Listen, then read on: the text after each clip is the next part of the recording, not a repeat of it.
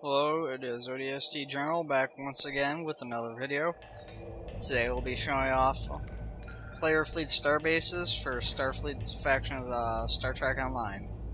I already actually recorded this once, but the file was lost when Audacity crashed on me and I messed up and deleted the files.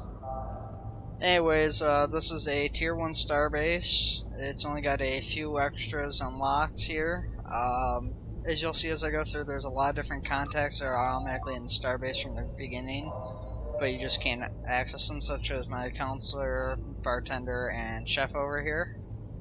Starbase also has replicator facilities up here. It works just like the ones on your ship. You have the ability to replicate and recycle items, as well as retrieve anything you accidentally deleted that you didn't mean to.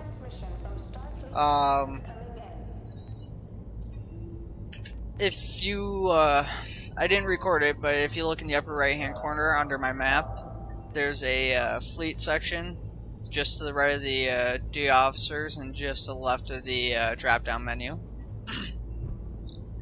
If you go in there, it'll show you your fleet starbase. It'll show what tier it is, and it'll show any ongoing projects your fleet leader has selected for you.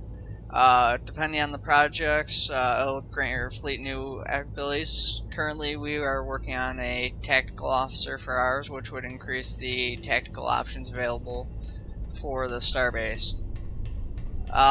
Really quick while I go down here, this is kind of the command center. It's got the mail room and everything. This guy right here is the commander of the watch. He'll give you a daily mission for fleet marks.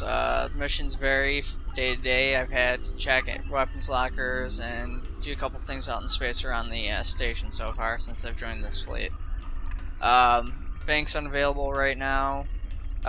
We do have mail because we have the communications array 1 though. Duty officers also not available. Anyways, as I was saying though, with these projects that your fleet leader can select, you're able to put into supplies such as fleet marks and through fleet actions around the great base and on ground. You can also put duty officers of varying rarities towards it. More important addition is the higher the duty officer needed is. Ground supply officer, the stores, we only have shields unlocked right now. The next gentleman next to him, who I'm about to go to, is the operational officer. He has boosts for skill as well as various items to assist during fleet actions based around the station, both for on ground and in space.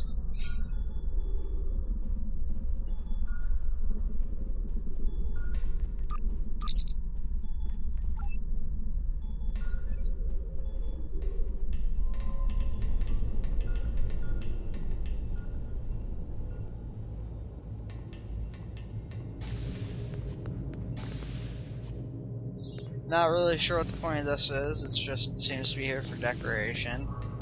Maybe it'll gain some added functionality later on. Maybe something similar to what's seen on Bajor.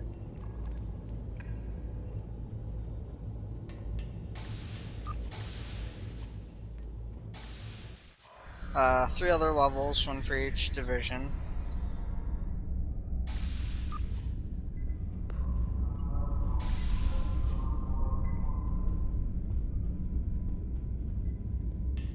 Like your starship, there's usually a dead end here and there, just to make it feel like your base goes other places.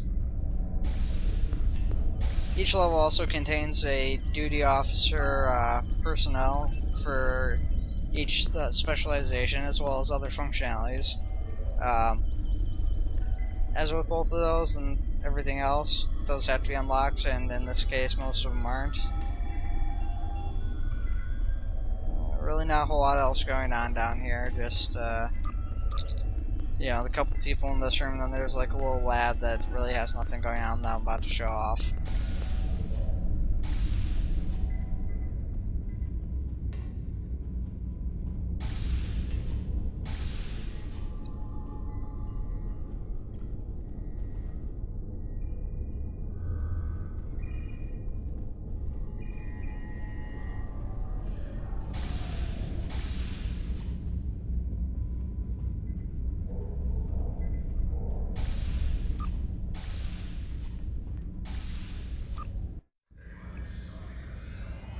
Science has a little bit more going on with it here.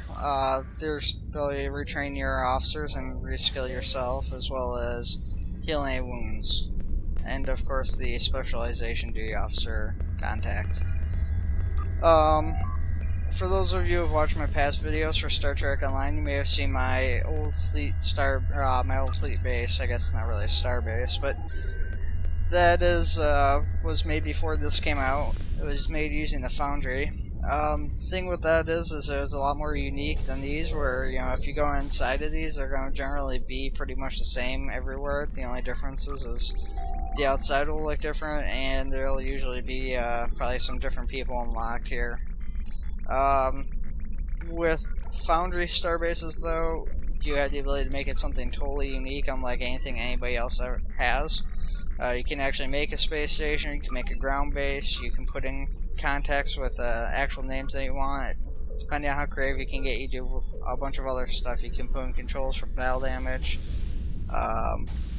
With my other one, if you didn't see it, I actually put in a holographic reader, so when you walked inside the building, you could go up to a control panel and it would display this guy who would greet you and give you information on the starbase. And you really can't do anything like that with this, but this has the functionality once you get up high enough to basically be Earth Space Dock or like DS9.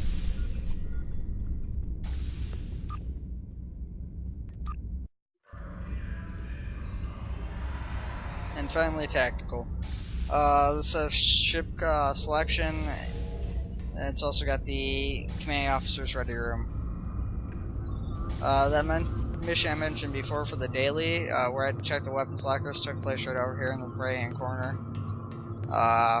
Had me basically looking in the lockers, seeing how many weapons were in there, and after I looked on a computer, the computer would tell me how many weapons should be in there, and I'd have to actually say how many were of a certain weapon.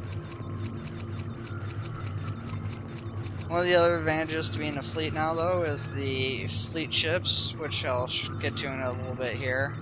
They have modules and fleet credits, which you'll need to buy them. Fleet credits are earned through getting marks and the various fleet actions based around the starbase, which you can only take part in if you're part of a fleet. And once you get those marks, you're able to put them towards, you know, various processes that they are doing for the starbase, and those will give you fleet credits. And the modules seem to be a C-store item only, at least for now, so you need to either go up and spend some real cash or exchange to lithium after you earned up enough, but they're about 500 a pop.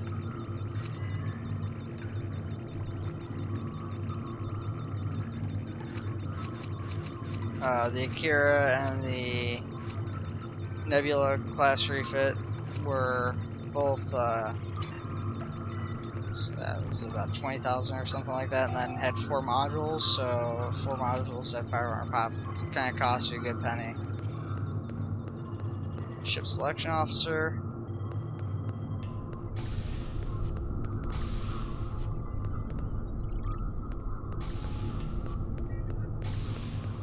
And ready room. Well, this pretty much wraps it up. I'll probably be doing a few more videos like this in the not too distant future, but if you guys have any requests for Star Trek Online here, just let me know and I'll see what I can do for you guys.